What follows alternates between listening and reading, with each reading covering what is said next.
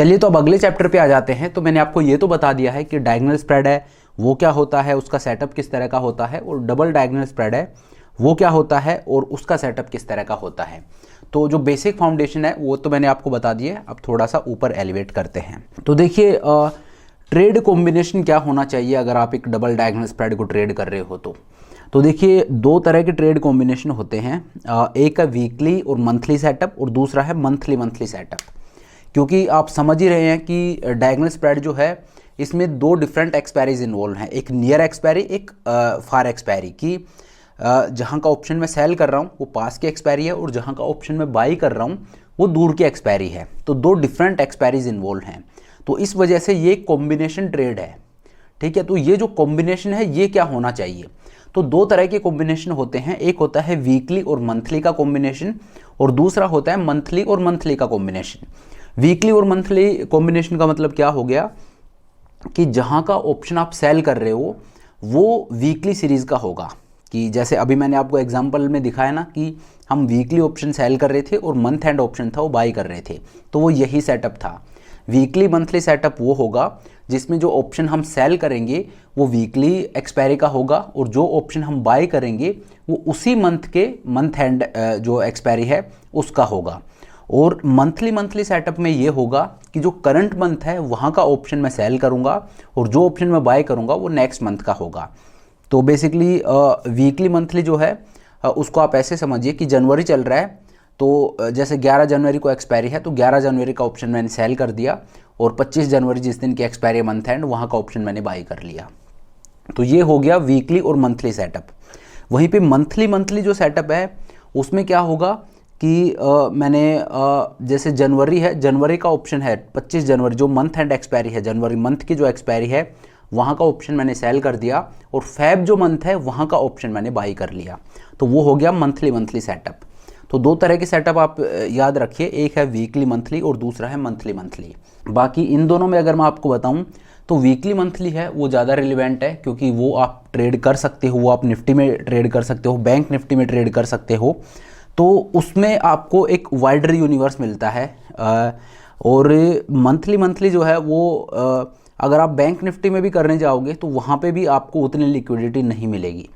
Monthly monthly फिर भी अगर पॉसिबल है तो निफ्टी में पॉसिबल है, बैंक निफ्टी या जैसे फिन निफ्टी हो गया, क्योंकि आजकल बहुत सारे इंडेक्सेस है। अब तो हर दिन एक्सपायरी होने लग गया है आप बोल सकते हो, तो बहुत सारे इंडेक्सेस हैं। लेकिन मंथली मंथली जो है वो सबसे ज़्यादा रिलेवेंट निफ्टी के लिए है, जबकि वीकली मंथली है वो आप जैसे बैंक निफ्टी है वहाँ पे भी ट्रेड कर सकते हो। तो वीकली मंथली है उसको आप ज़्यादा मास्टर करने की कोशिश कीजिए।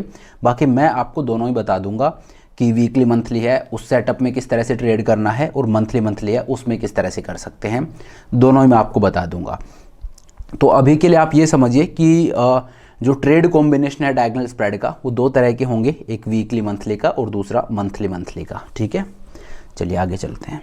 हाँ, तो अब आप देखिए जो डबल कैलेंडर स्प्रेड मैंने आपको बताया तो उसके साथ कंपेयर करके, क्योंकि दोनों वोलेटिलिटी स्प्रेड है, कैलेंडर स्प्रेड हो गया या डायगोनल स्प्रेड हो गया, दोनों वोलेटिलिटी स्प्रेड है, दोनों में बहुत फाइन सा डिफरेंस है।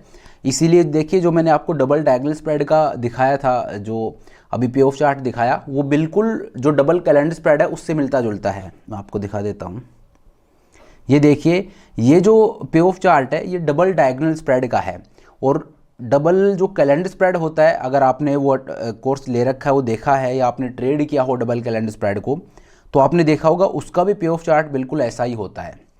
तो दोनों में बहुत माइनर सा, बहुत फाइन सा डिफरेंस है, अदरवाइज दोनों बिल्कुल सेम हैं। तो देखिए क्योंकि दोनों ही वोलेटिलिटी स्प्रेड हैं तो एक कंपैरिजन तो बनता है कि आपका वाई क्लियर होना चाहिए कि डबल कैलेंडर स्प्रेड है वो मैं डबल डायगोनल स्प्रेड है वो मैं क्यों ट्रेड करूं डबल कैलेंडर स्प्रेड की जगह। ठीक है, तो इसीलिए देखिए मैं आपको फिर से बोलूँगा कि जो कैलेंडर स्प्रेड है वो अगर आप समझते हो तो बहुत अच्छी बात है, वरना कैलेंडर स्प्रेड जो है वो एक डायगोनल स्प्रेड जो है इनको समझने के लिए कैलेंडर स्प्रेड है वो आपकी काफ़ी हेल्प करेगा। तो I would again encourage you कि आप कैलेंडर स्प्रेड जो है उसको, क्योंकि मैं सिर्फ आपके अंडरस्टैंडिंग के लिए बोल रहा हूँ, वो जो है उसको के लिए आप ऑप्ट कर सकते हो क्योंकि वो यहाँ पे काफ़ी रिलेवेंट होगा। आप एक जैसे अभी मैं ये कंपैरिजन यहाँ पे रख रहा हूँ तो इसका मतलब बेसिक जो एक बेस अगर मैं बोलूँ तो वो ये है कि आपको कैलेंडर स्प्रेड पता है तो फिर आप इस चीज़ को समझ पाओगे, इज़न्ट इट।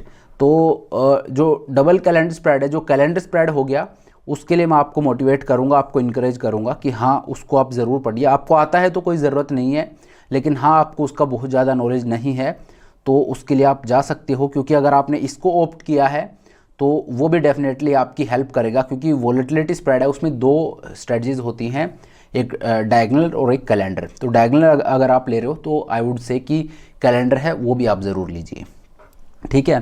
तो डबल कैलेंडर स्प्रेड है, उसके साथ कंपेयर करके देखते हैं कि डबल डायगोनल स्प्रेड है उसमें और डबल कैलेंडर स्प्रेड में क्या डिफरेंस है, क्यों हम इसको ट्रेड करते हैं, मतलब व्हाट इज़ द डिफरेंस। एक कंपैरिजन हम आपके सामने रखूँगा, ठीक है।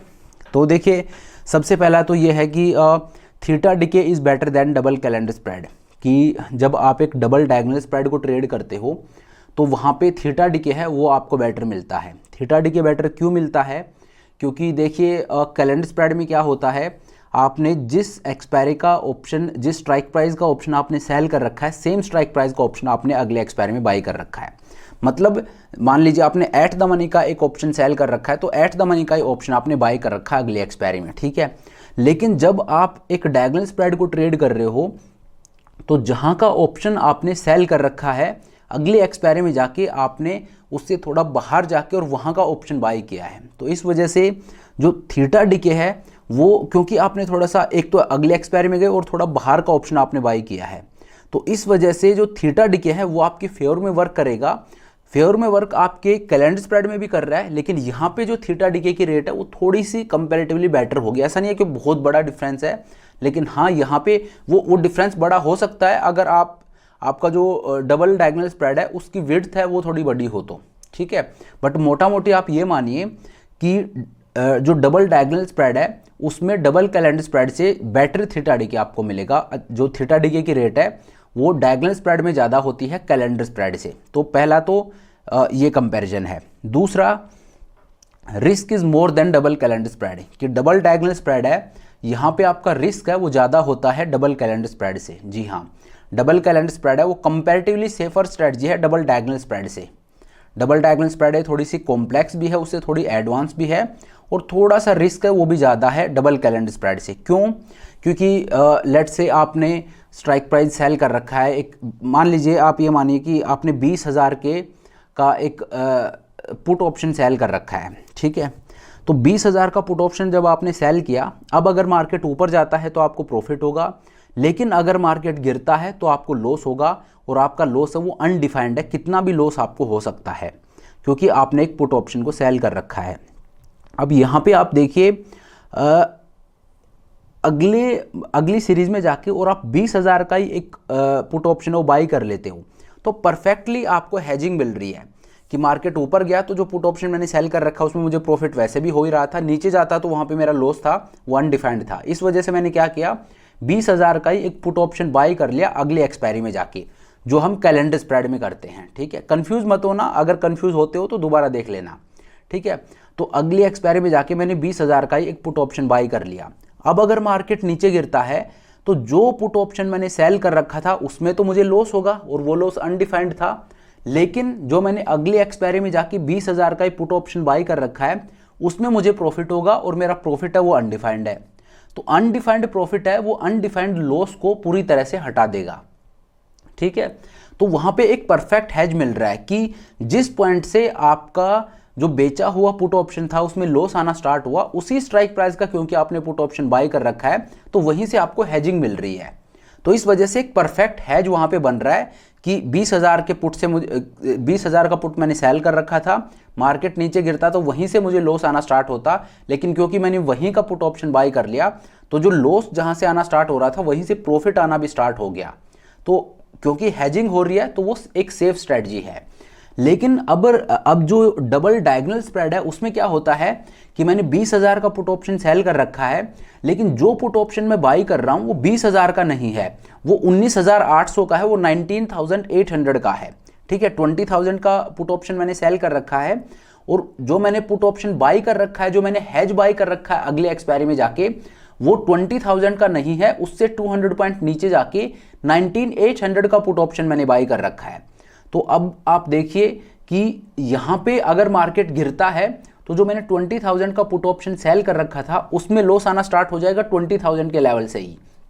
लेकिन जो मैंने ऑप्शन बाई कर रखा है अगले एक्सपायरी में जाके वो 19,800 का बाई कर रखा है, तो जो हेजिंग है वो 19,800 से चालू होगी और लॉस आ रहा है वो 20,000 से आ रहा है। तो ये जो बीच का 200 पॉइंट का गैप है, जो 200 पॉइंट का गैप यहाँ पे बन रहा है, ये मेरे रिस्क को बढ़ा रहा है, ये मेरे लॉस को बढ़ा देगा, क्योंकि वो 200 पॉइंट के बीच में कोई हेजिंग नहीं है। यहाँ से कोई चीज़ गिर रही है और उसका जो बेस है पहला वो यहाँ पे है, तो दैट मीन्स यहाँ तक तो वो फ्री फॉल आएगी, उसके बाद ही तो ये जो बेस है यहाँ पे वो गिरेगी, ये उसको रोक लेगा और नीचे गिरने से बचा लेगा, लेकिन यहाँ तक तो वो गिरेगी। तो सेम यहाँ पे हो रहा है कि आपने 20,000 का एक पुट ऑप्शन सेल कर दिया, लेकिन डायगोनल स्प्रेड में क्या होगा, डायगोनल स्प्रेड में मैं 20,000 का पुट ऑप्शन बाई नहीं करूंगा अगले एक्सपायरी में जाके, उससे नीचे जाके मैं एक पुट ऑप्शन बाई करूंगा।